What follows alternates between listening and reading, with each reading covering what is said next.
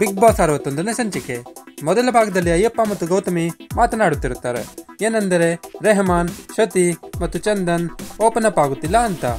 ನಂತರ big boss ಕ್ರೀಡಾಕೂಟದ ಮುಂದಿನ ಹಂತವಾಗಿ ರಸಗುಲ್ಲಾ ಬಾಯಲ್ಲಿ ಬಿತ್ತು ಮಗ ಎಂಬ ಟಾಸ್ಕ್ ಅನ್ನು ಕೊಡುತ್ತಾರೆ. ಅದರ ಪ್ರಕಾರ ಒಂದು ತಂಡದ ಸದಸ್ಯ ಒಬ್ಬೊಬ್ಬರಾಗಿ ಗಾರ್ಡನ್ ಏರಿಯಾದಲ್ಲಿರುವ ಉಬ್ಬು ತಗ್ಗು ಪ್ರದೇಶ ದಾಟಿ ಕೊನೆಯಲ್ಲಿ ಕುಳಿತಿರುವ ತಮ್ಮ ತಂಡದ ಇನ್ನೊಬ್ಬ ಸದಸ್ಯರಿಗೆ ರಸಗುಲ್ಲ ತಿನ್ನಿಸಬೇಕಾಗುತ್ತದೆ. ಈ ಸಮಯದಲ್ಲಿ ಬೇರೆ ತಂಡದ ಸದಸ್ಯರು ಅವರಿಗೆ ನೀರು ಮತ್ತು ವಾಟರ್ ಬಾಲ್ ಹೊಡೆದು ಏಕಾಗ್ರತೆ ತಪ್ಪಿಸಲು ಪ್ರಯತ್ನಿಸುತ್ತಾರೆ. ಅದರ ಪ್ರಕಾರ ಮೊದಲು ಅಯ್ಯಪ್ಪ, ಭಾವನಾ ಮತ್ತು ರೆಹಮಾನ್ ಅಡೆತಡೆ ದಾಟಿ ಪೂಜಾಗೆ ರಸಗುಲ್ಲ ತಿನ್ನಿಸುತ್ತಾರೆ. ನಂತರ ಎರಡನೇ ತಂಡದಿಂದ ಶ್ರುತಿ ಮತ್ತು ಆನಂದ್ ಅಡೆತಡೆ ದಾಟಿ ಕೃತಿಕಾಗೆ ರಸಗುಲ್ಲ ತಿನ್ನಿಸುತ್ತಾರೆ. ಆದರೆ ಕೃತಿಕಾ ಜಾಸ್ತಿ ರಸಗುಲ್ಲ ತಿನ್ನಲಾಗದೆ ಟಾಸ್ಕ್ ಅನ್ನು ಗಿವ್ ಅಪ್ ಮಾಡುತ್ತಾರೆ. ಮೊದಲಾಗಿ ಜಾಸ್ತಿ ರಸಗುಲ್ಲದಿಂದ ಪೂಜಾ ಟೀಮ್ ವಿಜೇತವಾಗುತ್ತದೆ.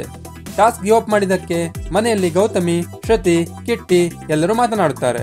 ಇನ್ನೊಂದು ಕಡೆ ಕೃತಿಕಾ ತಾನು ತಿನ್ನಬೇಕಾದಾಗ ಸುಷ್ಮಾ ಗುರಾಯಿಸುತ್ತಿದ್ದರು, ಅದಕ್ಕೆ ತಿನ್ನಲಾಗಿಲ್ಲ ಎಂದು ಚಂದನ್ ಮತ್ತು ಅಯ್ಯಪ್ಪಗೆ ಹೇಳುತ್ತಾರೆ. ನಂತರ ಸುಷ್ಮಾ ಮಾತು ಮತ್ತು ಬಿಹೇವಿಯರ್ ಬಗ್ಗೆ ಗೌತಮಿ, ಅಯ್ಯಪ್ಪ, ಶ್ರುತಿ, ಭಾವನಾ ಮತ್ತು ಕೃತಿಕಾ ಅಸಮಾಧಾನ ವ್ಯಕ್ತಪಡಿಸುತ್ತಾರೆ. ಇನ್ನೊಂದು ಕಡೆ ಪೂಜಾ, ಸುಷ್ಮಾ ಒಳ್ಳೆಯವರು, ಅವರ ಮಾತು ಉರುಟು ಎಂದು ಬಿಗ್ ಬಾಸ್ಗೆ ಕ್ಯಾಮೆರಾದಲ್ಲಿ ಹೇಳುತ್ತಾರೆ.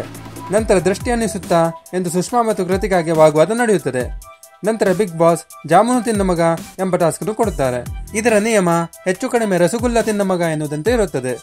ಇದರ ಪ್ರಕಾರ ಶ್ರುತಿ, ಕಿಟ್ಟಿ ಮತ್ತು ಆನಂದ್ ಅಡೆತಡೆ ದಾಟಿ ಗೌತಮಿಗೆ ಬಂದು ಜಾಮೂನು ತಿನ್ನಿಸುತ್ತಾರೆ. ನಂತರ ರೆಹಮಾನ್ ಮತ್ತು ಅಯ್ಯಪ್ಪ ಅಡೆತಡೆ ದಾಟಿ ಪೂಜಾಗೆ ಜಾಮೂನು ತಿನ್ನಿಸುತ್ತಾರೆ. ಆದರೆ ಹೆಚ್ಚು ಜಾಮೂನು ತಿಂದಿರುವ ಗೌತಮಿ ಈ ರೌಂಡ್ನಲ್ಲಿ ವಿಜೇತರಾಗುತ್ತಾರೆ. ನಂತರ ಬಿಗ್ ಬಾಸ್ ಈ ಕ್ರೀಡಾಕೂಟದಲ್ಲಿ ಒಳ್ಳೆಯ ಪರ್ಫಾರ್ಮೆನ್ಸ್ ಕೊಟ್ಟ ಇಬ್ಬರು ಸದಸ್ಯರನ್ನು ಹೆಸರಿಸಲು ಮನೆಯ ಸದಸ್ಯರಿಗೆ ತಿಳಿಸುತ್ತಾರೆ.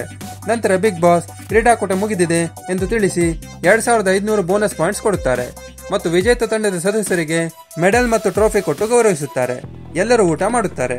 ಅಲ್ಲಿಗೆ ಇನ್ನೊಂದಿನ ಬಿಗ್ ಬಾಸ್ ಅಲ್ಲಿ ಮುಗಿಯುತ್ತದೆ. ಮುಂದಿನ ಸಂಚಿಕೆಯಲ್ಲಿ ಏನಾಗುತ್ತೆ ಎಂದು ತಿಳಿಯಲು ನಮ್ಮ ಚಾನೆಲ್ ಸಬ್ಸ್ಕ್ರೈಬ್ ಮಾಡಲು ಮರೆಯದಿರಿ.